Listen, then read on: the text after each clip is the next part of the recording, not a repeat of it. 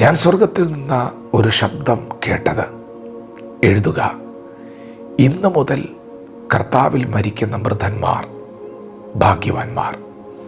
അതെ, അവർ തങ്ങളുടെ പ്രയത്നങ്ങളിൽ നിന്ന് വിശ്രമിക്കേണ്ടതാകുന്നു.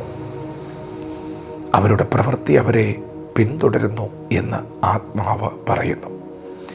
ദൈവത്തിൻ്റെ മാറ്റമില്ലാത്ത വചനം ശ്രദ്ധിക്കുന്ന പ്രിയപ്പെട്ടവരെ, ഇന്നു മുതൽ കർത്താവിൽ മരിക്കുന്ന മൃതന്മാർ ഭാഗ്യവാന്മാർ. യേശുക്രിസ്തുവിനെ സ്വന്തം രക്ഷിതാവും കർത്താവുമായി സ്വീകരിപ്പാൻ നിങ്ങൾക്ക് കഴിഞ്ഞിട്ടുണ്ടെങ്കിൽ നിങ്ങൾ ഭാഗ്യവാനാണ്. യേശുവിനെ അറിയുന്നതാണ് ഈ ഭൂമിയിൽ ഒരു മനുഷ്യന് ലഭിക്കാവുന്നതിൽ ഏറ്റവും വലിയ നിറവ്, സന്തോഷം. അതെ, അവൻ്റെ സന്നിധിയിൽ സന്തോഷത്തിൻ്റെ പരിപൂർണതയുണ്ട്. യേശു ഏക സത്യദൈവമാണ്, ഏകരക്ഷകനാണ്.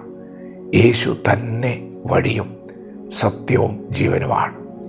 യേശുവിനെ അറിയുക. യേശു പറഞ്ഞു, എൻ്റെ ആടുകൾ എൻ്റെ ശബ്ദം കേൾക്കുന്നു, ഞാൻ അവയെ അറിയുന്നു, അവ എന്നെ അനുഗമിക്കുന്നു.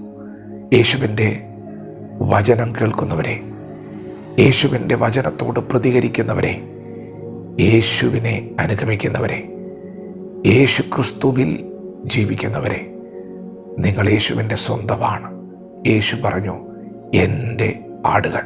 അതെ, നിങ്ങൾ അവൻ്റെ സ്വന്തമാണ്. അപ്പന് മക്കളോട് തോന്നുന്നത് പോലെ യേശുവിന് ഇന്ന് പകൽ നിങ്ങളോട് കരുണയുണ്ട്. യേശുവിനെ അറിയുന്നത് ഭാഗ്യമാണ്. യേശു ക്രിസ്തുവിൽ ജീവിക്കുന്നത് ഭാഗ്യമാണ്. എന്നാൽ പ്രിയപ്പെട്ടവരെ, ഇന്ന് പകൽ നാം കേട്ട വചനം, ഒരുവൻ ക്രിസ്തുവിൽ മരിക്കുന്നു എങ്കിൽ അവൻ ഭാഗ്യവാനാണ്. പ്രിയപ്പെട്ടവരെ, നിങ്ങൾ യേശുവിനെ അറിഞ്ഞ നാൾ മുതൽ ഈ നിമിഷം വരെയും കാത്തു സൂക്ഷിക്കുന്ന വിശ്വാസത്തിൽ, പ്രതികൂലങ്ങളുടെ നടുവിൽ തളർന്നു പോകാതെ, തകർന്നു പോകാതെ നിങ്ങൾ മുറുകെ പിടിച്ചിരിക്കുന്ന ഈ വിശ്വാസത്തിൽ നിങ്ങൾ നിലനിന്നാൽ, നിങ്ങൾ ക്രിസ്തുവിലുള്ള വിശ്വാസത്തിൽ മരിച്ചാൽ നിങ്ങൾ ഭാഗ്യവാന്മാരാണ്. അതെ, അവർ തങ്ങളുടെ പ്രയത്നങ്ങളിൽ നിന്ന് വിശ്രമിക്കേണ്ടതാകുന്നു. അങ്ങനെ ക്രിസ്തുവിൽ മരിക്കുന്നവർക്ക് ഒരു വിശ്രമമുണ്ട്, നിത്യമായ ഒരു വിശ്രമം. പ്രിയപ്പെട്ടവരെ, ഇന്ന് പകൽ നിങ്ങൾ യേശു ക്രിസ്തുവിൽ ജീവിക്കുന്നവരാണ്. സഹോദരന്മാരെ, നിങ്ങൾ ഉറപ്പുള്ളവരും കുലുങ്ങാത്തവരും, നിങ്ങളുടെ പ്രയത്നം കർത്താവിൽ വ്യർത്ഥമല്ല എന്ന് അറിഞ്ഞ് നിങ്ങളുടെ വേലയിൽ വർദ്ധിച്ചു വരുന്നവരുമാകണം. അപ്പോൾ തന്നെ നിങ്ങൾ അറിയണം, ഒടുവിലത്തെ സമയം വരെയും ഈ സ്നേഹം, ഈ വിശ്വാസം നാം കാത്തു സൂക്ഷിക്കേണ്ടവരാണ്. ആദ്യ വിശ്വാസം അവസാനത്തോളം മുറുകെ പിടിച്ചാൽ നാം ക്രിസ്തുവിൽ പങ്കാളികളാണ്. അതേ പ്രിയപ്പെട്ടവരെ, ഒടുവിലത്തെ സമയം വരെയും വിശ്വാസത്തിൽ നിന്നാൽ നമുക്കൊരു വിശ്രമമുണ്ട്.